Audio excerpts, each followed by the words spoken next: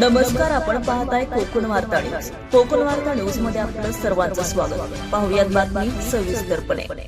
रत्नागिरी शहरातील अंमली पदार्थाच्या वाढत्या तस्करीला लगाम घालण्यासाठी रत्नागिरी पोलिसांनी धडक मोहीम हाती घेतली.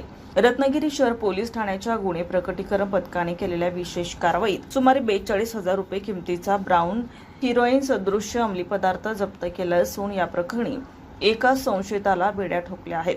गेल्या काही दिवसांपासून जिल्ह्यात अंमली पदार्थाची खरेदी विक्री होत असल्याची गोपनीय माहिती पोलिसांना मिळाली होती.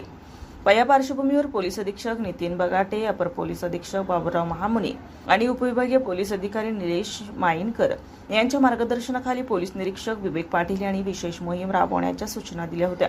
27 एप्रिल रोजी दुपारी गुन्हे प्रकटीकरण पथकाचे पोलीस उपनिरीक्षक सागर शिंदे आणि त्यांचे सहकारी शहरात गस्त घालत होते. यावेळी पॉलिटेक्निकल कॉलेजच्या मागील बाजूला असलेल्या गगनगिरी मठ रस्त्यावर एक व्यक्ती संशयास्पद हालचाली करताना आढळली. पोलिसांनी तातडीने त्याची चौकशी करून पंचसमक्ष अंगझडती घेतली असता त्याच्याकडे अंमली पदार्थ सापडले. या कारवाईत पोलिसांनी साहिल अजीज सुवर्ण दुर्गकर वय 30 राणा राजीवडा बांध रत्नागिरी याला अटक केली आहे. त्याच्याकडून खालील मुद्देमाल जप्त करण्यात आलाय. 3.5 ग्राम वजनाचा ब्राऊन हिरोईन सदृश अंमली पदार्थाच्या विक्रीसाठी वापरण्यात येणारे साहित्य, जप्त केलेल्या एकूण मुद्देमालाची किंमत सुमारे 42,000 रुपये इतकी आहे. रियाज ठाकूर, कोकण वार्ता न्यूज, रत्नागिरी.